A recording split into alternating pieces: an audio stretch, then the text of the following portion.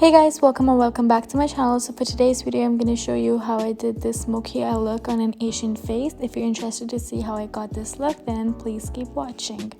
So here I begin by using my Maybelline illuminating primer first, and I spread that all across her face using this flat bristle brush. This is basically going to help us get a really smooth base for our foundation on top of it that we're going to apply. So this really helps in prepping the skin for the products that we're going to use on top, and it will give her really nice, fill her pores and give her a little like shine to her skin beforehand. Then I'm gonna go in with my dark brown powder from Dirty Works, and I'm gonna fill in her brows using that. I'm gonna go in upward strokes. Then I'm using my Maybelline Fit Me concealer in the shade Fair, and I'm basically gonna use that to carve out her brows and like clean up the mess that I made. I'm spreading the same concealer on her eyelid region as well. This I'm gonna use as a base for my eyeshadow. Now I'm here applying a brown color into her eyelid region. I'm just spreading it around and like dragging it towards the side of her eyes as well. Then I go in with this black shade from the palette I'm using here, by the way, is Color Studio by Beauty Glazed. It's a dupe for James Charles palette, and it's really good. Pigmentation is amazing, and the shadow is just really good quality. Basically, overall, really recommend you guys to try it out. So here what I'm doing, because we want her eyes to look elongated a lot more, so I'm just dragging the shade sideways instead of just keeping it round. Then I'm using a maroon shade, and I'm going to apply that between the black and the brown shade. So this is like a transition color basically between the darker and the lighter shade here, and it's going to help the look a lot more blended. Now I'm going to clean up the edges and make it a lot more sharper. Now I'm using a flat bristle brush. This is like something new I tried. It's like a brush I owned. I never like used it before.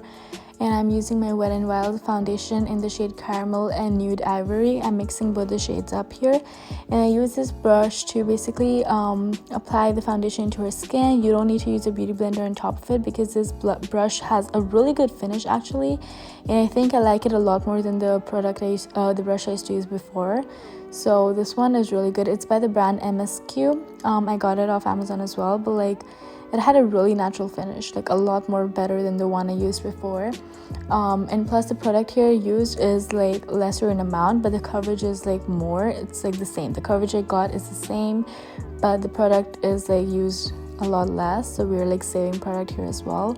Now I'm going into my Makeup Revolution concealer palette, and I'm going to basically go in with the fairest shade in the palette. I'm using that to brighten up her under eye region.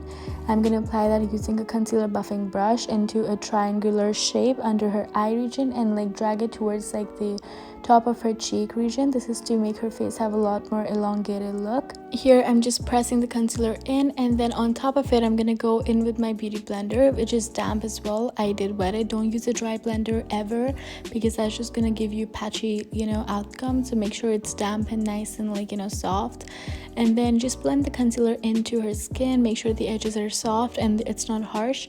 So the part where the concealer meets the foundation, it needs to look as blended as possible. It needs to look natural, like you shouldn't see the line where the concealer meets the foundation, and just try to like blend it in as much as you can. Then I take the same concealer buffing brush I used to apply the concealer, and I'm going to use that to basically reach places my blender was like not able to blend properly at, so like right under her eye region, like I use that brush.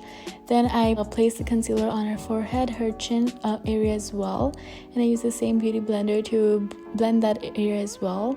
So this is just gonna highlight her face, highlight the center points of her face where the light hits. It's gonna look a lot more bright and beautiful. So we're just working the concealer in, blending the edges, taking our time.